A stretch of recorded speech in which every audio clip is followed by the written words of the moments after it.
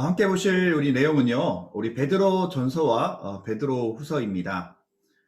우리가 베드로 사도에 대해서는 잘 알죠. 예, 베드로는 우리가 흔히 어부 출신, 이 갈릴리 어부 출신이면서 예수님의 수제자이지만 뭔가 지식적으로는 좀 부족한 사람이 아닐까라는 물론 생각을 할 수도 있습니다.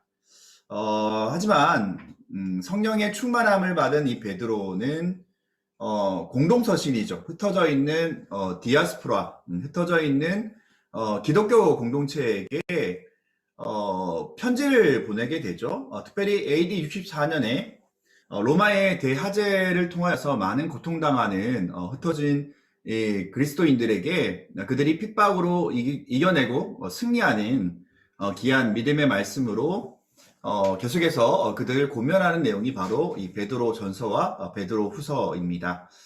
자, 베드로 전서 1장 15절 말씀에 오직 너희를 부르신 거룩한 자처럼 너희도 모든 행실에 거룩한 자가 되라.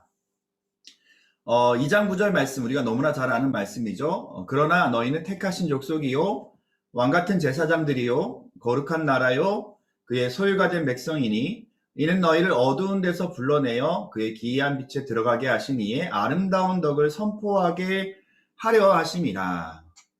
이런 말씀들로 우리가 이 말씀들이 오늘 우리에게 부르시는 이 거룩한 자, 바로 소유된 백성으로 우리를 부르신 하나님 앞에 나아갈 수 있는 귀한 말씀의 시간 되기를 바랍니다. 자, 베드로 전서의 저자와 기록 목적을 우리가 한번 살펴보시면요. AD 64년에 로마의 대화재가 일어나게 돼요.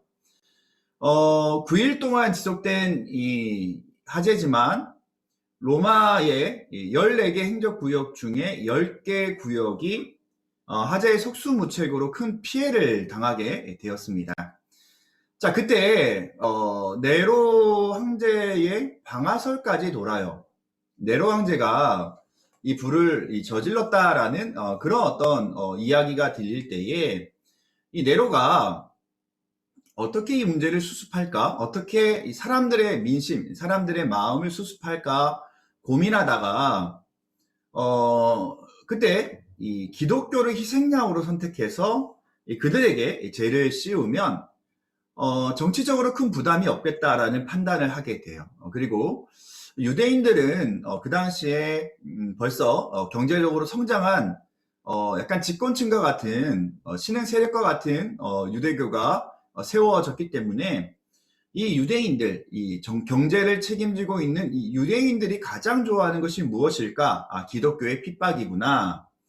자, 그래서 이 기독교인들을 250년간 300만 명의 기독교인들이 국가적인 박해와 순교를 당하게 되는 그 시작점이 바로 로마의 대화재 때, 네로 황제 때부터 시작된 핍박이었습니다. 자, 그때 이 베드로 전서는 흩어져 있는 로마 제국에 속한 소아시아 지역에 흩어져 살고 있는 디아스포라 기독교 신앙을 가지고 있는 성도들에게 이와 같은 이 박해의 상황 가운데, 물론 네로의 박해라는 구체적인 내용은 없지만 이 박해로 인하여서 지금이야말로 종말의 때를 우리가 살아가고 있고, 이 고난을 겪는 것이, 이 고난의 시기를 겪는 것이 하나님 앞에 연단의 가정으로 나아가는 것이 오늘 우리에게 주어진 이 과제이다라는 것을 흩어진 이 기독교인들에게 편지를 보낸 것이 바로 이 베드로 전서입니다. 그래서 이 베드로 전서의 내용을 보면 고난이라는 내용이 참 많아요. 1장에도 여러 번 반복이 되고 있고 또 2장에도 언급이 될 정도로 이 고난이라는 단어와 또 연단이라는 이 단어들이 계속해서 이 베드로 전서에 나와 있는 것을 볼 수가 있습니다. 자, 베드로후서는 우리가 잘 아는 말씀으로 보면 그러므로 너희가 더욱 힘써 너희 믿음의 덕의 지식을, 지식의 절제를, 절제의 인내를, 인내의 경건을, 경건을, 형제 우애를, 형제 우애에 사랑을 더하라. 또 베드로후서 3장 9절 말씀에도 주의 약속은 어떤 이에 더디다고 생각하는 것 같이 더딘 것이 아니라 오직 너희를 대하여 오래 참으사 아무도 멸망치 않고 다 회개하기에 이르기를 원하시느니라. 이런 말씀들이 우리가 베드로 후서의 말씀을 통하여서도 많이 살펴볼 수가 있습니다. 물론 베드로전서와 이 베드로 후서의 이 시간적인 차이는 있어요. 그리고 이 베드로 후서는 사도 바울과 마찬가지로 이 베드로도 네로의 이 어떤 핍박에 이 로마 감옥에 갇히게 되고요. 그리고 이 베드로 후서는 우리가 흔히들 디모데 후서를 사도 바울의 유언과 같은 편지라고 얘기를 하면, 오늘 이 베드로 후서의 이 편지 또한 베드로 사도 베드로의 유언과 같은 말씀이에요. 그래서 오늘 동일하게 베드로 전서와 마찬가지인 이 수신자들, 본도, 갈라디아, 갑바도기아, 아시아, 비두니아, 소아시아 지역에 흩어져 있는 그리스도인들에게 쓴 편지가 바로 이 베드로 후서의 이 말씀입니다. 자, 베드로 전서가 박해에 대해서 기록이 되어 있다면, 사실 이 베드로 후서는 어느 측면이 더 강하냐면, 슬그머니 들어온 이단에 속한 이 가르침에 대해 경고하면서 이 거짓 교사들로부터 성도들의 믿음을 지키기 위해서 기록된 성경이 바로 이 베드로 후서예요. 그래서 이단에 주의하라는 내용이 이 베드로 후서에 더 잘 나와 있다는 것을 우리가 전서와 비교해서 살펴볼 수가 있습니다. 자, 베드로 후서의 말씀을 읽어보면 거짓 교사에 관한 이야기가 참 많이 나와요. 그래서 이들을 멸망하게 할 이단들, 파멸로 몰고 갈 이단들, 거짓 교사들 주의하라라고 계속해서 얘기하고 있습니다. 자, 마찬가지로 베드로 후서 3장에도 주님의 날이 도둑같이 올 것이다. 그래서 거룩한 행실과 경건한 삶을 통하여서 티도 없이 흠도 없이 하나님 앞에 나타날 수 있도록 힘쓰고 애써라. 마지막 때에 우리가 어떻게 해야 되는가? 불시험을 우리가 이 연단의 이 과정을, 이 주님의 날이 도둑같이 임할 이 주님의 날을 어떻게 준비를 해야 되는가? 거룩한 행실과 경건한 마음으로, 거룩한 모습으로, 티도 없고 흠도 없는 거룩한 사람으로 하나님 앞에 나타날 수 있도록 힘쓸 것을 베드로 후서는 말씀을 통하여서 우리에게 말씀하고 있습니다. 자, 베드로전서와 베드로 후서의 이 차이라고 할 수 있으면, 이 공통적인 것은 외부의 핍박이고요.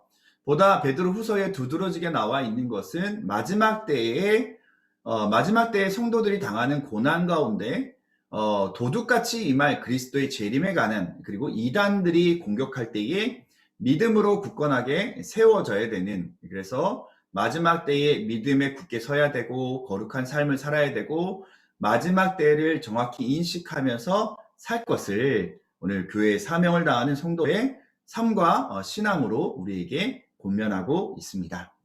자, 먼저 베드로전서의 내용을 우리가 한번 살펴보면요. 1장에는 하나님은 우리에게 산소망을 주셨죠. 그래서 거룩한 생활로 서로 깊이 사랑하는 것. 그리고 2장에는 살아있는 돌, 바로 산돌 되시는 예수 그리스도를 믿고 우리에게 왕같은 제사장이 되어라 라고 요구하고 있어요. 자, 2장에 마찬가지로 하나님께 영광을 돌리고 또 세상의 권위에 복종하면서 고난을 받으신 예수 그리스도처럼 우리에게 있는 이 고난의 연단의 시험을 믿음으로 승리할 것을 우리에게 2장에서 요구하고 있습니다. 자, 보다 구체적이고 실천적인 내용을 3장의 말씀 보면요.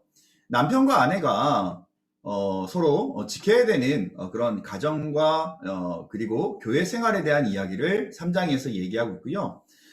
선한 일을 행함으로 받는 고난도 있다. 때로는 우리가 선한 일을 하고 때로는 믿음을 지킬 때에 때로는 우리도 고난과 핍박을 당할 수도 있다. 그래서 잘 알고 분별하고 믿음으로 승리할 것을 우리에게 요구하고 있습니다.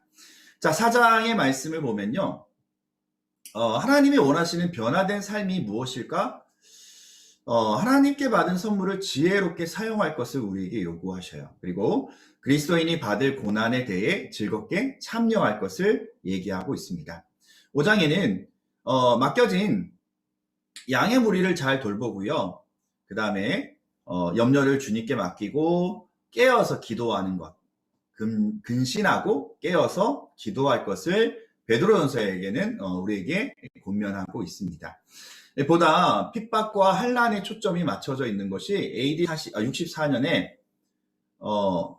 로마의 대화제로 말미암아 그리스도인들이 더 많은 로마에 흩어진 유대인들이 핍박을 당할 때에 주님 앞에 연단으로 믿음으로 고난 가운데 환난 가운데 믿음으로 승리할 것을 베드로전서에게는 말씀을 통하여서 우리에게 설명하고 있습니다.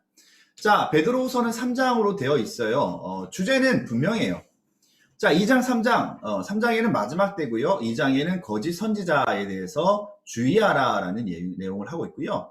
1장은 마찬가지로 베드로전서와 마찬가지로 하나님이 크고 놀라운 선물을 우리에게 주셨고 그 선물을 받기 위해서는 우리가 믿음으로 우리의 삶을 주님 앞에 깨어서 근신하면서 우리가 주님이 보실 때에 기뻐 받으시는 그런 생활을 바르게 할 것을 우리에게 요구하고 계시고요.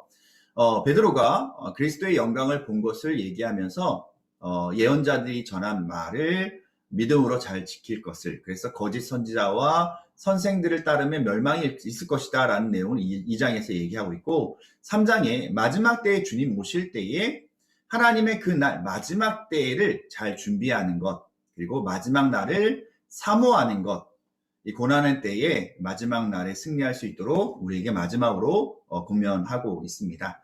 자, 베드로전서와 후서 우리가 적은 내용이지만 오늘 베드로가 얼마나 흩어진 그 기독교인들을 위하고 사랑하고 이 고난의 때에 믿음을 지켜야 될 것을 우리에게 요구하고 있다는 것을 보면서 오늘날에 작은 핍박이고 작은 어려움이지만 우리의 마음을, 우리의 믿음을 주님께서 놓치지 않도록 늘 주님을 바라보고 인내하며 승리할 수 있는 귀한 공고의 말씀이 오늘 베드로전서와 베드로후서의 말씀이다라는 것을 오늘 우리 삶 가운데 기억하길 바랍니다.